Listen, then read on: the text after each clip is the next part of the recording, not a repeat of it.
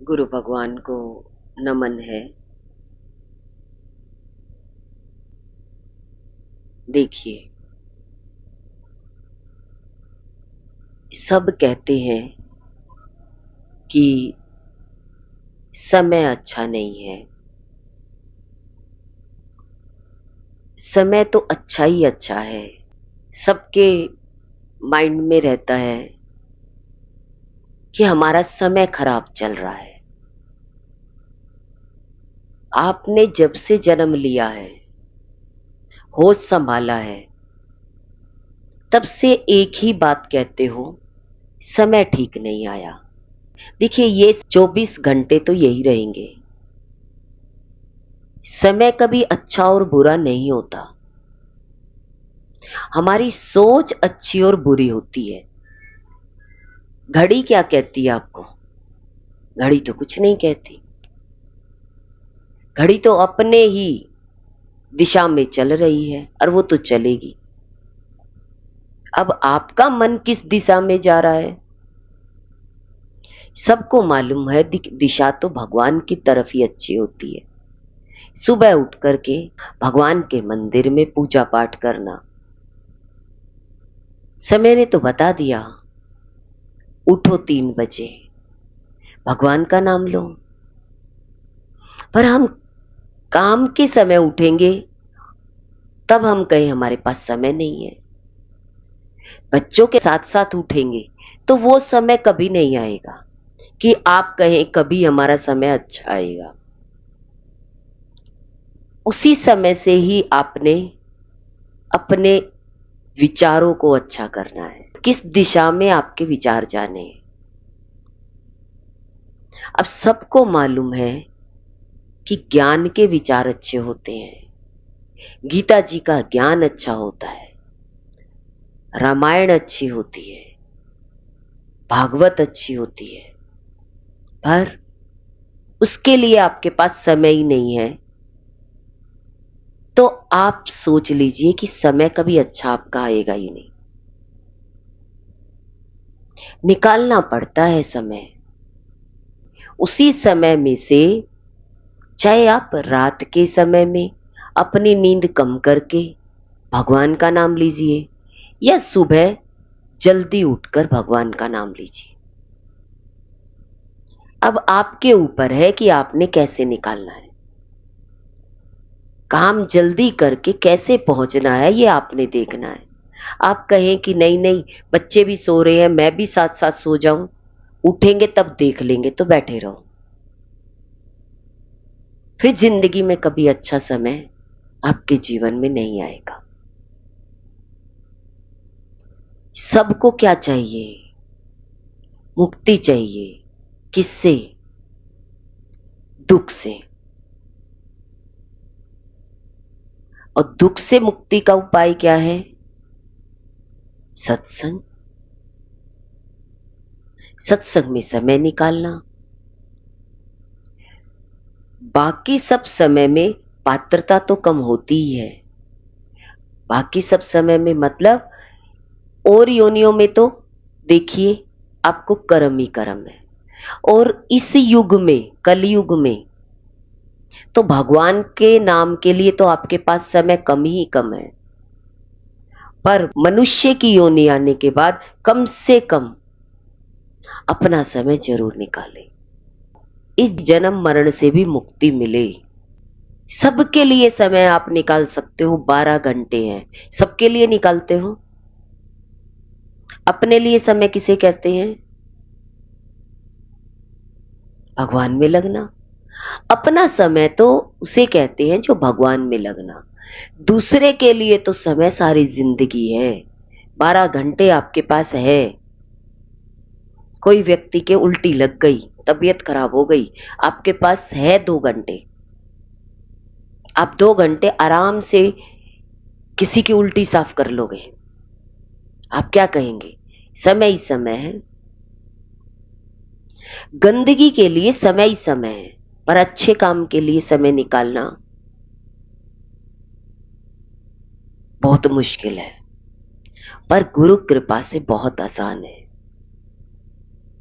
देखिए, हम दिल्ली से गुड़गांव जाते हैं तो आपको कितना समय लगेगा? 2 घंटे। सबको पता है कि इधर की तरफ जाएंगे तो बहुत ट्रैफिक होता है, सबको मालूम है। शादियों में चले जाओ तो शादियां बहुत सारी हो रही हो और उसी रूट से आपको निकलना है, आपको टाइम से शादी में पहुंचना है, नहीं तो सुबह पहुंचोगे। कितने बजे निकलोगे? सुबह पहले तैयार हो गए, 3 बजे निकलोगे, रात को शादी है 9-10 बजे। सारा समय किस में लगाया? ऐसे ही आज के कलयुग में भगवान की तरफ जाने का ट्रैफिक ही ट्रैफिक है। चलोगे, अरे रुक जाओ, खाना तो खिला जाओ। फिर चलोगे, चलते चलते कोई घर में आ गया। ये क्या है? ये ट्रैफिक जाम है। संसार में कभी नहीं निकलेगा। इस कलयुग में, इस काल में आप चाहें कि ट्रैफिक रुक जाए संसार का, तब मैं निकलूंगा भगवान की तरफ, तो ये ट्रैफिक रुकने वाला नहीं है। हर काल में मोक्ष दूर ही है, हर काल में मुक्ति दूर है। किसके लिए दूर है? राम जी के काल में भगवान की तरफ लगना भी आसान नहीं था, रावण खड़ा हो गया। महाभारत काल में, उस समय में पांडवों के सामने आराम से भगवान के साथ समय बिता सकते थे, पर दुर्योधन खड़ा हो गया। भगवान कृष्ण के काल में कितने सारे राक्षस देखी पैदा होते ही, और आप कहें कि मेरे काल में भी, मेरे समय में भी सब चारों तरफ खड़े हैं। किसके लिए खड़े हैं? किसके लिए खड़े हैं? आपके लिए। आप भगवान की तरफ ना जा सको, आपको मुक्ति का मार्ग ना मिल जाए, आपके लिए काम ही काम खड़े हैं, एक के बाद एक काम देता रह जाएगा, आपको समय ही नहीं मिलेगा कि मुझे भगवान की तरफ जाना है। ट्रैफिक लगा ही पड़ा है, क्या करें? सत्संग में आने ही वाले थे, अचानक बोल दिया खाना तो खिला दो, पर आपने क्या किया? हम खाने के चक्कर में रुक गए। आप सारा दिन रहते हैं, आपको कितना खाना बना के खिलाते हैं? क्या आप सत्संग में जा रहे हो तो मम्मी आपके लिए हम खाना बना रहे हैं, कितना समय आपके लिए देते हैं? कहते वो तो आता ही नहीं है। देखिए, आपके चारों तरफ कितना ट्रैफिक है। आपके जीवन में सुख का दिन कब आएगा? कब मुक्ति का मार्ग चुनोगे? कब मोक्ष का मार्ग? इस काल में, इस समय में हमें मुक्ति के लिए मार्ग चाहिए। वो मार्ग है गुरु का मार्ग। इस काल में तो मार्ग के साथ साथ मार्गदाता का कृपा पात्र भी बनना पड़ेगा। भगवान कृष्ण ने भी संतों से ज्ञान लिया, राम जी ने भी संतों से ज्ञान लिया, और हमें भी इस कलयुग में मार्ग दिखाने वाला गुरु चाहिए। उसके लिए हमें पात्रता तैयार करनी पड़ेगी कि हमें भी मुक्ति का मार्ग चाहिए। केवल मार्ग सुनने से ही काम नहीं हो जाएगा। इस मार्ग में हम सोचते हैं सुन लिया और हमारा मार्ग तय हो गया। खाली सुनने से नहीं होगा। कृपा, भगवान की क्या चाहिए? कृपा चाहिए, करुणा चाहिए, प्रेम चाहिए। जितने भी शुभ गुण हैं, वे शुभ गुण हमारे ऊपर बरसेंगे, तब कहीं जा करके हमारा जीवन खिलेगा। हम सोचते हैं खाली सुनने से काम बन जाएगा। सुन तो आप YouTube पे लो, एक के बाद एक संत है, हजारों संत है, जो बोलोगे वो निकल जाएगा। तो हम सोचते हैं कि खाली सुनने से बात बन जाएगी। सुनने के साथ साथ गुरु का प्रेम, उनकी कृपा, जितने भी भगवान के शुभ गुण हैं वो हमारे ऊपर बरसने चाहिए। एक किसान खेत बोता है, एक बूंद से काम चल जाएगा?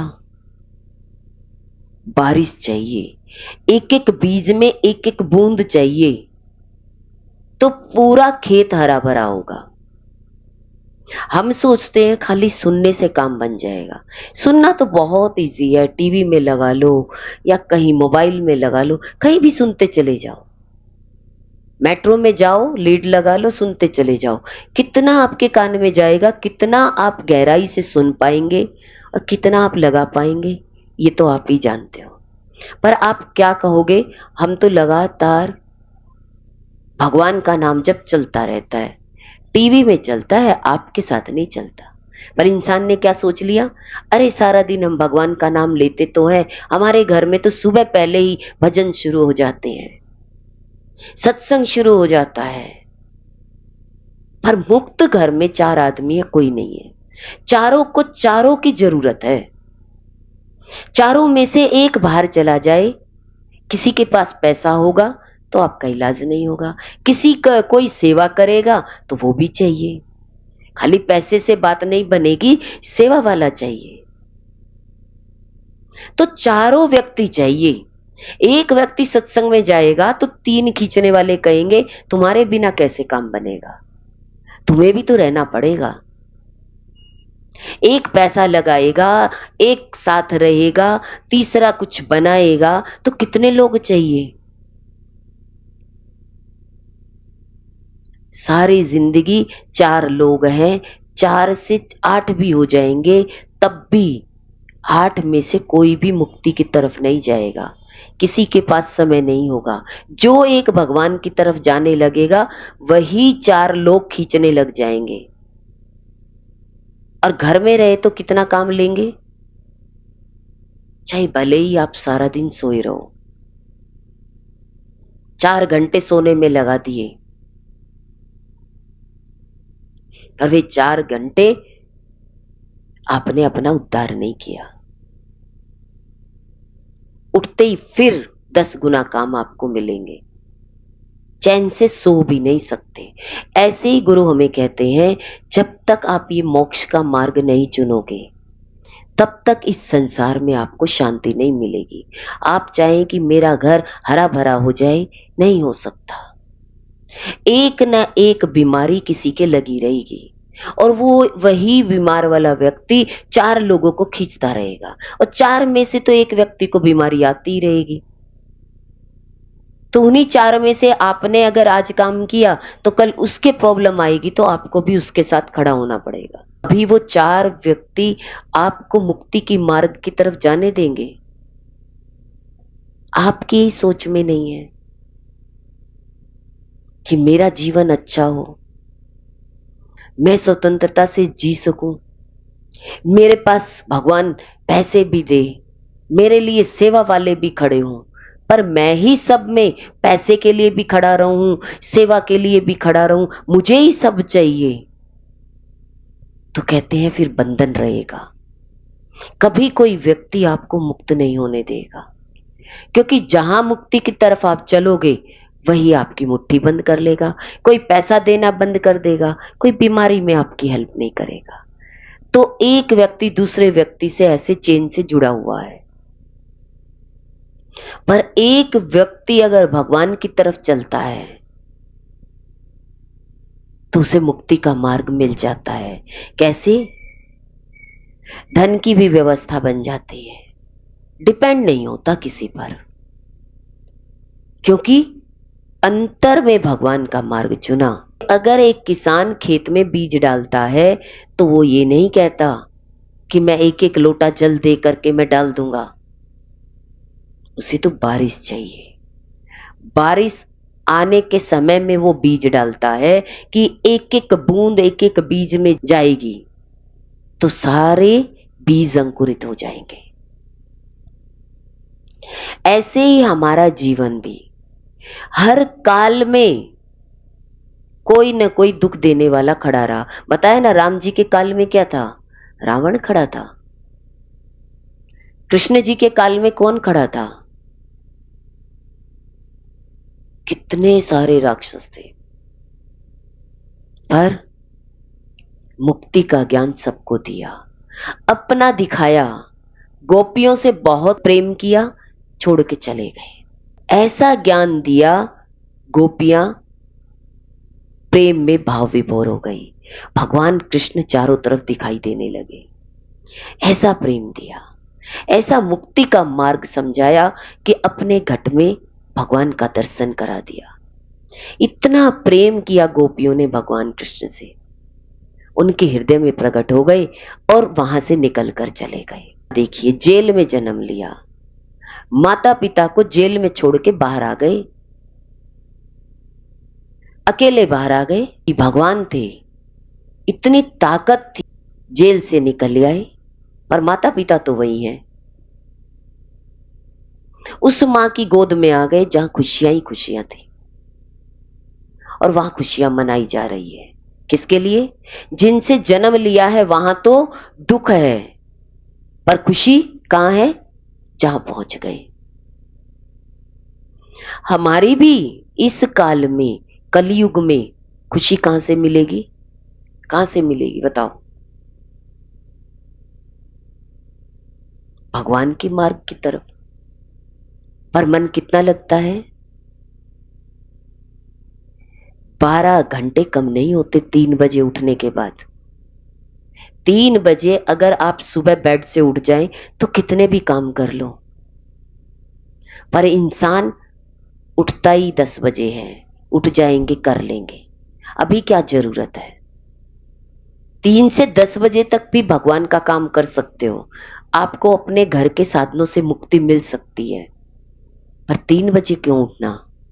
क्या करेंगे उठ के? कहते भगवान का नाम लेंगे कि भगवान हमें इन घर के कर्मों से भी हमें मुक्ति दिलाए। ये काल बहुत कठिन है, क्योंकि भक्ति और सत्संग तो कहां गए हैं? विदेश गए हैं। कहां गए हैं? आज कलयुगी इंसान के लिए भक्ति और सत्संग है ही नहीं, है ही नहीं घरों में। विदेश ही है आप लोगों के लिए तो, जिसका मन भगवान में लगता ही नहीं है, अभी भगवान का नाम निशान ही नहीं है, सच समझ में ही नहीं आया, तो विदेशी गए हुए हैं। अभी तो घर में आप आए ही नहीं हो लौट के। तुम्हारे आत्म प्रदेश में भक्ति और सत्संग रहे ही नहीं है। हमारे आत्म प्रदेश कहां है? हमारे अंदर, जिसमें से भक्ति और सत्संग निकल गया तो क्या रहेगा? क्या रहेगा? खाली वासना, शरीर के दुख, बस ये इंद्रियों का बाहरी आवरण जिसमें कुछ नहीं है। सारा खेत सूखा पड़ा है, किसी में फल ही नहीं लगने, किसी का जीवन सुख में दिखाई नहीं दे रहा, तब भी हम भी उसी में लगे हुए हैं। अपने जीवन को कहां लगा रखा है? जिसके जीवन में भक्ति और सत्संग नहीं है उसका जीवन सूखा है। क्योंकि क्या नहीं है? भक्ति और सत्संग जीवन में नहीं है। खाली थोड़ा सा सुन लिया और हमें लगा हम तो भगवान का नाम बहुत लेते हैं। सुनकर लगाया तो नहीं, जीवन तो नहीं बनाया, तो सुनने का फायदा क्या? बच्चा रोज पढ़े या रोज पढ़ाया जाए, उसका मन लगे ही ना, तो पढ़ा आपका बच्चा,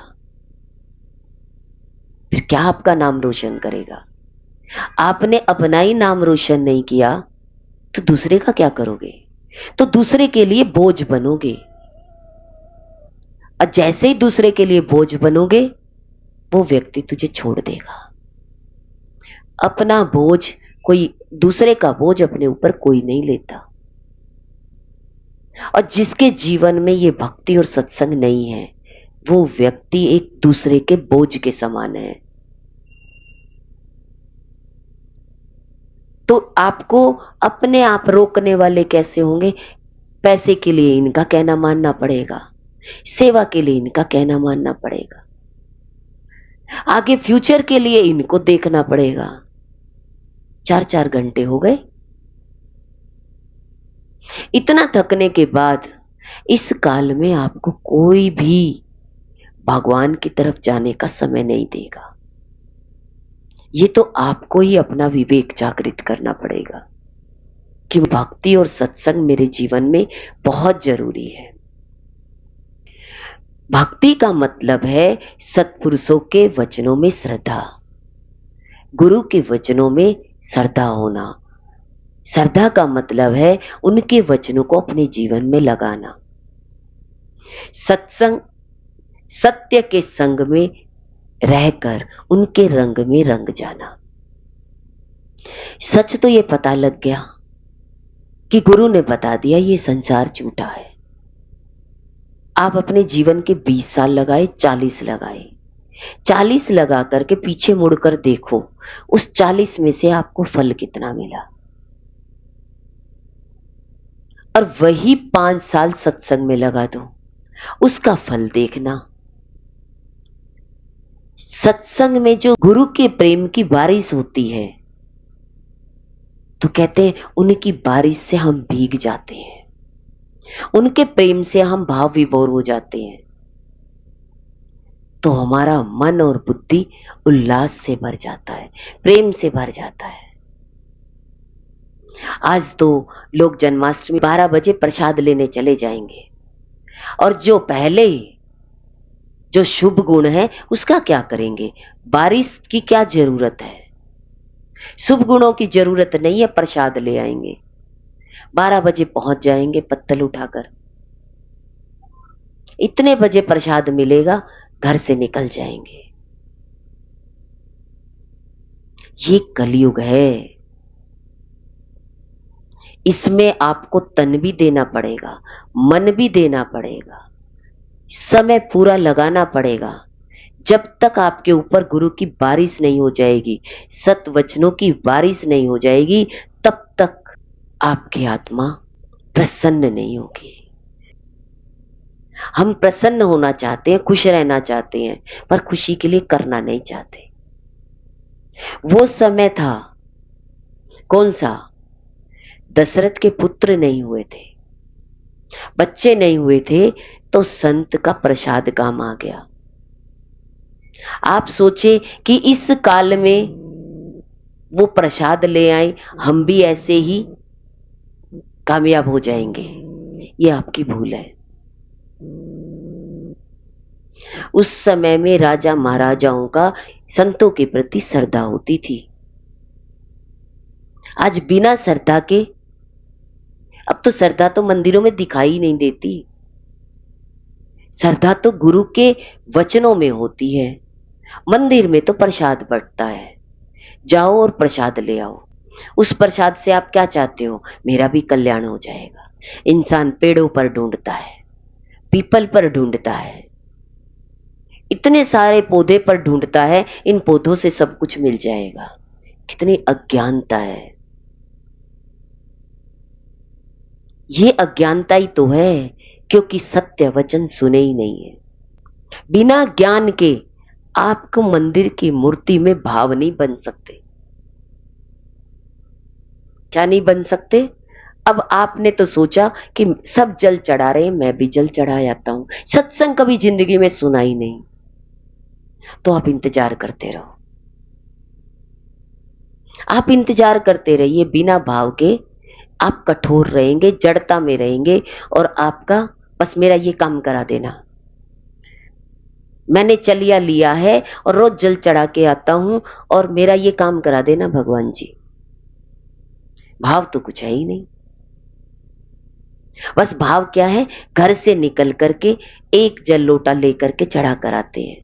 बिना भाव के आप कोई भी नकल करते हो किसी की, तो उसका फल मिलेगा ही नहीं। हम तो ऐसे पात्र हैं, अभी हमसे सामने कोई बात हुई, आपसे सहन ही नहीं हुई, दूध डाला किसी ने या बुरी तरीके से करा, नीचे से निकल गया, समझदार हुए ही नहीं। और आप कहते हैं मैं परिस्थितियों पर विजय प्राप्त कर लूंगा। कैसे करोगे? पात्रता तो चाहिए।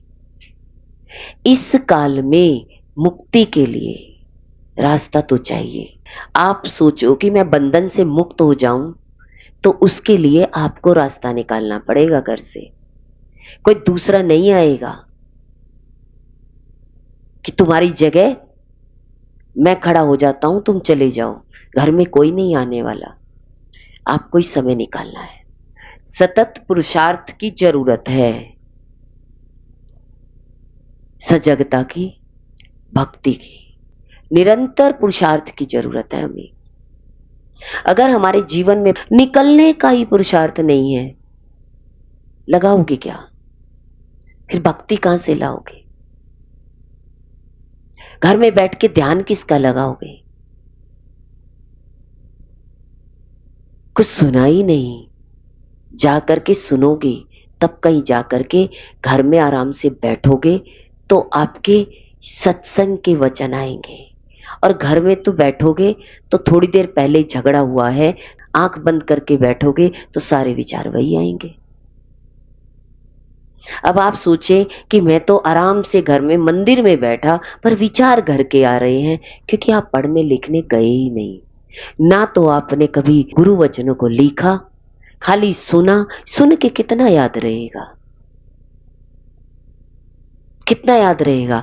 अभी मैं सत्संग सुना रही हूं, अभी थोड़ी देर बाद मैं पूछूंगी आपने क्या सुना, तो कितना याद रहेगा? याद रहेगा ही नहीं। एक बार हम लाइव सत्संग सुन लेते हैं, उसके बाद हम सोचते हैं कि अब हमारा बना रहेगा।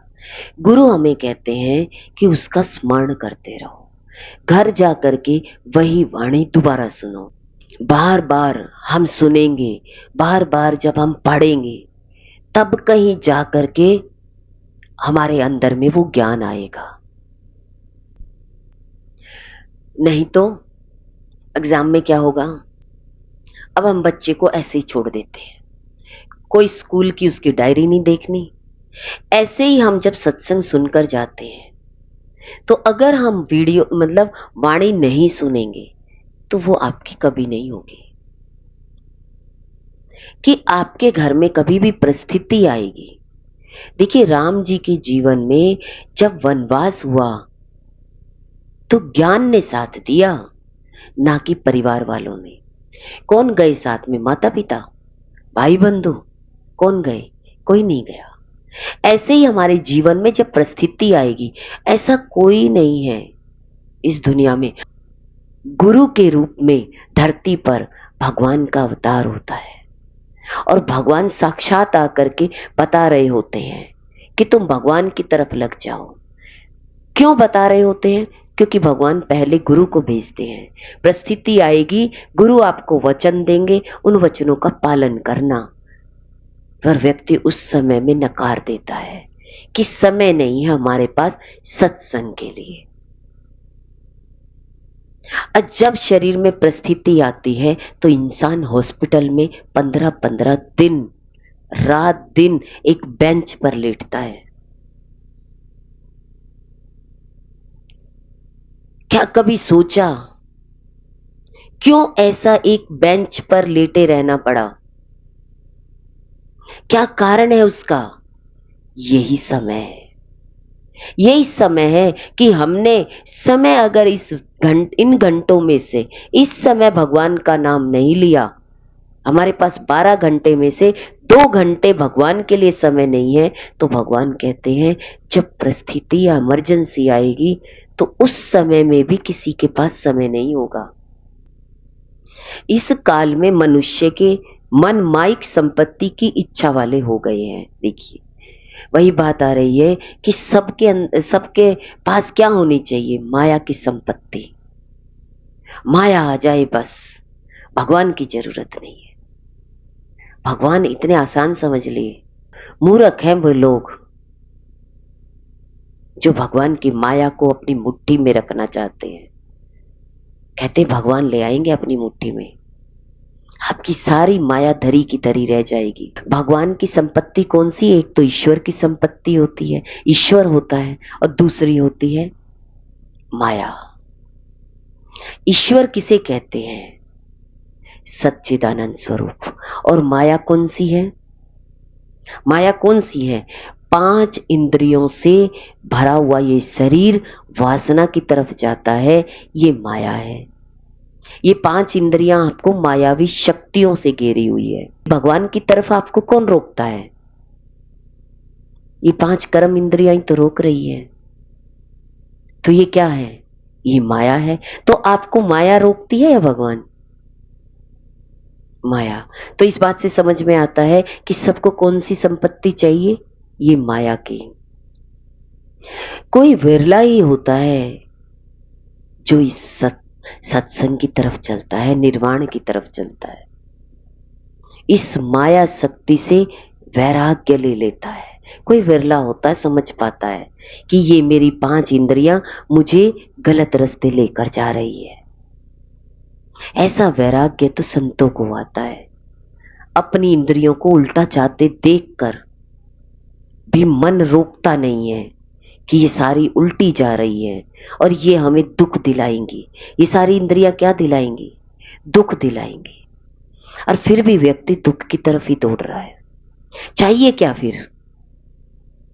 अच्छा, चाहिए क्या 5 इंद्रियों से?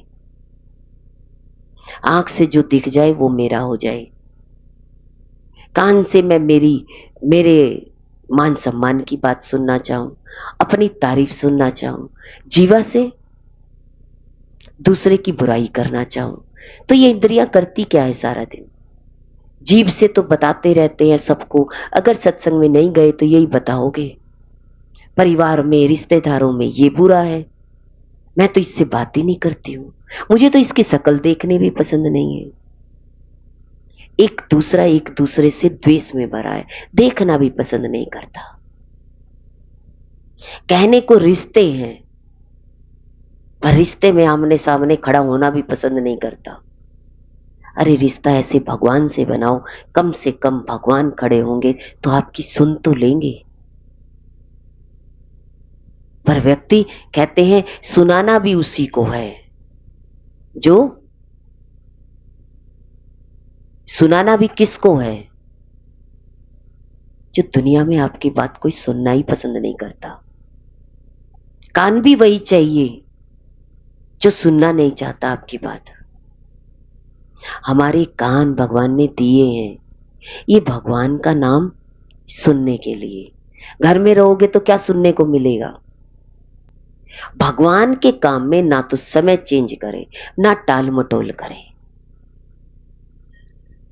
ये पक्का रखो, अपना निश्चय पक्का, दृढ़ निश्चय रहे कि भगवान का समय हम नहीं बदलेंगे। देखिए, सूर्य सुबह निकलने की बजाय रात को निकलने लग जाए, ग्रह नक्षत्र को बदल दोगे? पर सब लगे रहते हैं ग्रह नक्षत्र को बदलने में। अपनी जीवा को अच्छे रास्ते लगाइए, स्वस्थ रहते हुए भगवान के सामने मैली चादर ओढ़ के मत जाना। भगवान, जैसे तूने पैदा किया था और खुशी से सबने मुझे गोद में उठाया था, और आज भी जब तू लेकर जाएगा तो मैं खुशी खुशी जाऊंगा। मैं तेरी चादर मैली करके नहीं आऊंगा, ऐसा कलंक लगाकर नहीं आऊंगा जो जीवन में मैंने कभी आपका नाम ही ना लिया हो, आपके लिए समय ही ना निकाला हो। मैं तो गवाह हूं, मैं तो अपने आप में गवाह हूं। मैं अपने लिए तो अच्छा कर सकता हूं, मैं क्यों किसी के लिए दुख में खड़ा हूं, और क्यों मैं मेरे लिए दुख में किसी को खड़ा करूं।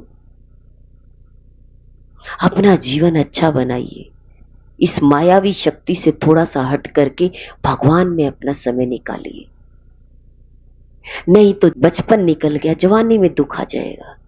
जवानी निकाल दोगे बिना भगवान के तो बुढ़ापा तैयार है। आपकी इंद्रियां ही आपको दुख दे देंगी। किसी को दुख देने के लिए आपके दरवाजे पर आना नहीं पड़ेगा। इन 5 इंद्रियों को सही ढंग से इस्तेमाल नहीं किया तो ये 5 इंद्री एक दिन आपको लिटा देगी। क्या हम इस इमरजेंसी में सबके लिए इसलिए लगे हुए हैं कि हम कल को बीमार होंगे तो हमारे लिए ये लोग साथ देंगे? इस डर के मारे हम भगवान में लग नहीं पाते। नहीं, ऐसा डर अपने अंदर में मत बिठाओ कि हम भगवान की तरफ जाएंगे तो हमारा संसार खराब हो जाएगा। नहीं, आपकी वाइब्रेशन से दूसरे लोग भी बीमारी से मुक्त हो जाएंगे। पर ये सच जिसको समझ में आ जाए वो व्यक्ति फिर भगवान की तरफ लगेगा या किसी की इंपॉर्टेंस अपने जीवन में रखेगा। भक्ति का मार्ग चुन लो तो संसार फिर भी टिका रहेगा, परछाई अच्छी बनी रहेगी। भगवान की तरफ का रास्ता नहीं होगा तो फिर परछाई कहां से अच्छी आएगी? परछाई तो आपकी ही आएगी। पूरा जीवन निकल जाता है। भगवान का काम तो ऐसा है जैसे जल्दी से चलना, खाना बनाना है, जल्दी से जल चढ़ा के आना मंदिर में, फटाफट भागते जाएंगे लोटा लेकर, चढ़ा करके फटाफट आ जाएंगे। अरे ये भगवान का प्रेम होता है क्या? भगवान का प्रेम भाग कर नहीं, जाग कर होता है। इस कलयुग में थोड़ी सी देर अपने साथ बैठो और फिर गुरु के वचनों को सुनो। फिर उन वचनों को सुन करके पूरी इंद्रियों पर ध्यान दो कि मेरे वचन लगे हैं या नहीं लगे हैं। फिर देखो जीवन में कैसे आप राइज होते हो। बस इन इंद्रियों को भगवान की तरफ कभी बहाना नहीं लगाना, भगवान में लग जाए सहज और सरलता से। हे नाथ मैं आपको भूलू नहीं, हे नाथ मैं आपका हूं, आप मेरे हैं, ऐसा भाव बना करके भगवान की शरण में लग जाइए। इस दुख में ही हमें भगवान का नाम अच्छा लग रहा है। सब कुछ अच्छा होता तो ये नाम अच्छा नहीं लगता।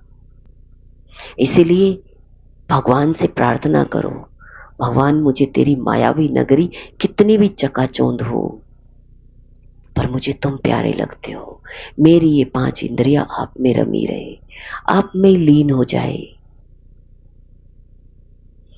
बस मैं आपका ही चुनाव करना चाहता हूं।